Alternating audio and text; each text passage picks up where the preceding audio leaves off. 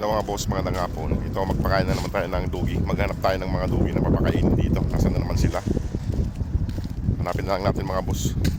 Ayun o, may nakahigang aso ron o. Baka, yung maliit yata to. Kaso, yung kapatid niya ay wala na rito. Yung maliit.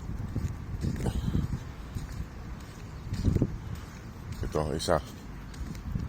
Ay, ito. Iba to. Iba yung kwan. Iba siya. Kaso yung isa wala. Yung nasaan kayo mga tinapon dito? Nawala na mga boss yung tinapon dito. Hindi ko na makita. Tara na. At hanapin natin yung iba. Hindi ko makita yung mga tinapon dito kung nasaan na. Dati dyan sila nagtatambay sa lugar na yan. Kaso natakot yata dito sa mga malalaki kaya inaaway. Ayan. Hindi na tuloy natin mabigyan ng makakain. Wala na sila. Inaaway kasi ni Mama Dug eh. Masungit si Mama Dug. Tsaka si Papa Dug, inaaway nila yung maliit.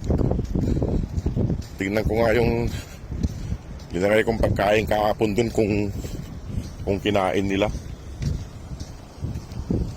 Dati paghapon nandito sila eh. Lalaro ang dalawa. Ngayon wala na.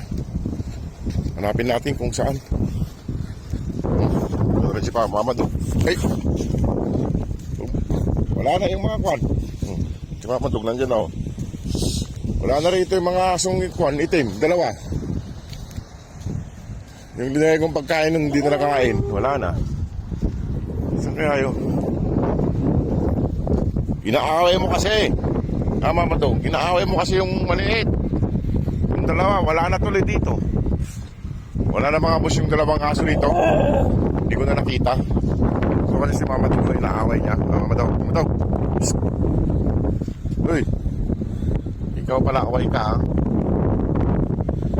Nasa yung mga anak mo, ilabas mo pag manalaki na. Huwag mo ilalabas pag maliliit. Wala mga boss, di ko na nakita yun pa dito. Dito yung mga nagtatambay yun eh. Punta na kami doon mga boss. Doon na lang ulit sa may kwan, kailan nila. Wala na mga boss yung dalawang kwan. Yung dalawang asong itim.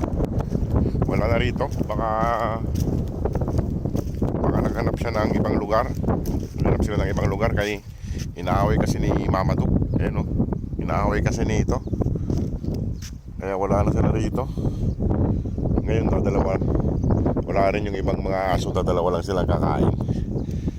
Tara, bigyan na natin yung pagkain nila mga boss. Para makakain sila. Ayan o. Lumipat siguro sila ng pwesto kay laging inaaway kasi ni Mama Dug. Masungit si Mama Dug. Tsaka takot sila sa tao. Kaya maraming tao rito nagdadaan. Takot sila. Baka nagdanap sila ng mas safe na lugar. Kaya mga boss, yan, lagay ko lang yung pagkain nila. Lina Mama Dug. Mga boss, kumakain na si Mama Dug. Yan, dahil pagkain. Kasi yung iba ay wala.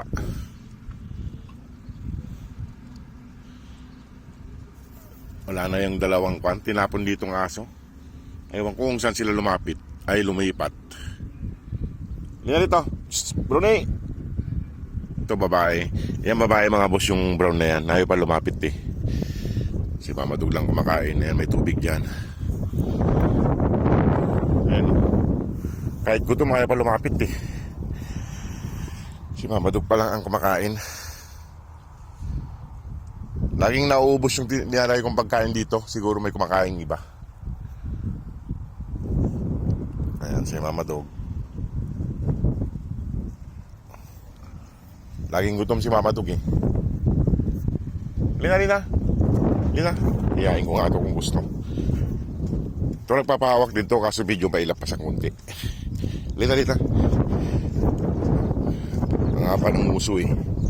Mga hunter kasi. Tingnan nyo lumalayo. Lina. Lumalayo siya. Kawawa naman yung dalawang aso. Hindi natin nakita. Kahapon pa wala. Yung dinakay kong pagkain doon, hindi nila kinain.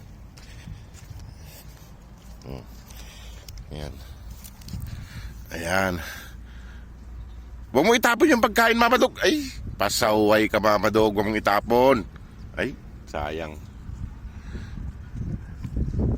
Hinahalukay niya yung nasa loob eh. Pasaway ito si Mama Dog eh.